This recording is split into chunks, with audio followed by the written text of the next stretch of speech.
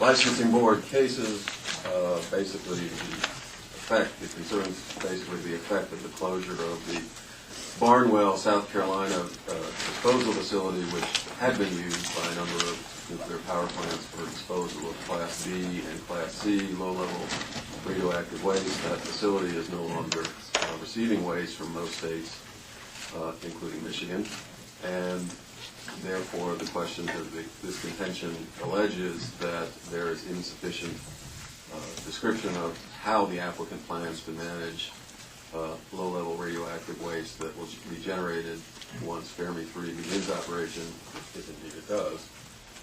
And we'll hear first from the petitioners, Mr. Lodge. Thank you. I'm going to address the board's questions with our responses. The first question being what anticipated inventory of LLRW will be stored and managed on site.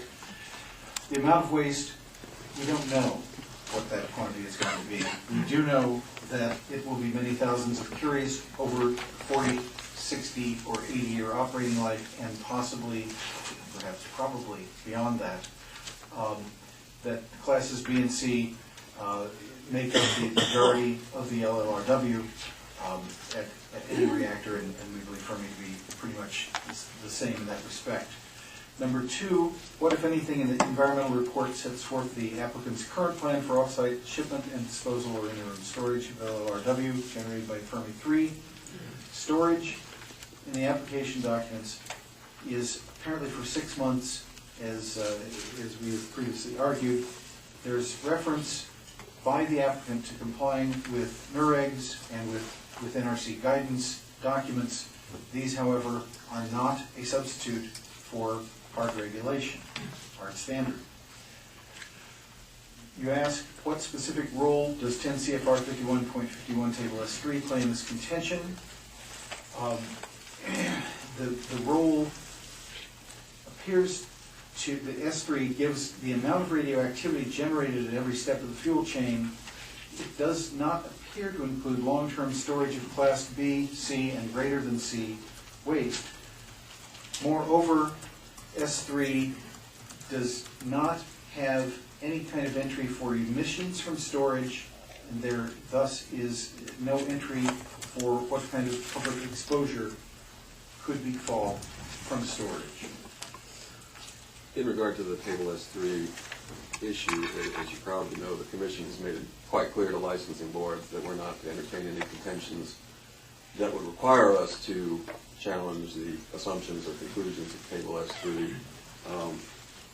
So our question for you, the question I most want to hear from you is, can we get at the concern, the issues that you're most concerned with about low-level radioactive waste without entertaining a challenge, without a challenge to Table S3? That is, can we focus, and what I mean in particular by that is, can we address your concerns by limiting our focus to what you might call, what you've been calling storage or long-term storage, without getting into the issue of permanent disposal? Yes, we believe so, as has already been established by the licensing board in the Calvert Cliffs case. We believe it's entirely possible that the thread here does lie, as the Cliffs board indicated, in the storage of B, C, and greater than C waste and the environmental consequences of extended on-site storage. We believe that's a very valid NEPA issue. In essence, there is no place that the pipe, the drain is plugged right now, and we have no particularly great guidance as to knowing when or if there will be an appropriate license for radioactive waste disposal mechanism or facility. What we do understand right now that is happening is that some generators, some utility generators are sending their waste for processing to firms, but are essentially still stuck with title property and with non-disposal options. You mentioned emissions from storage. Can you clarify that, please? Any type of radiation effects, number one, we don't know what the actual storage methods contemplated are on site, because of course the ER doesn't address it at all. Therefore, it could be something as primitive, we believe, as simply holding things in drums for periods of decades, to perhaps more secure types of methods. We don't even know if it would be storage methodologies that are under a roof. But incineration is another possibility or option. Again, we don't know if that would be something that's contemplated. This is a contention of omission where we are asking for this problem to be addressed within the context of NEPA. We're also asking the board to consider that there is presently no disposition for greater than C waste. We understand that that's a federal, a DOE responsibility problem, if you will. But we also know that the long and, I don't know how to call it anything but the long inactivity by the Department of Energy until quite recently, in terms of even promulgating, even indicating that they're going to consider options for disposal of greater than C. What stage is the department at right now? They have, I believe, indicated a notice of intent to consider suggestions for, under NEPA, for an environmental impact statement. Do they have that suggests they have some sort of proposal in terms of what they would do with greater than C waste, or at least some set of proposals? It may suggest that, but they ain't saying. For the applicant, Mr. Smith? Thank you.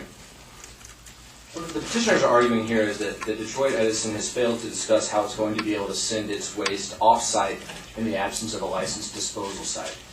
And I think it's important to point out that their assumption here is based on incorrect premise. That is, just because the waste is generated doesn't mean it has to be stored on-site indefinitely. Certainly there are, starting first, this is an operational issue. The plant as licensed has a the design has a 6-month storage for low-level rad waste. The DCD also discusses what parameters and what requirements would apply to a temporary storage building if one was necessary to be built. So the need for a temporary storage is accounted for in section 11.4 of the design DCD, design control document.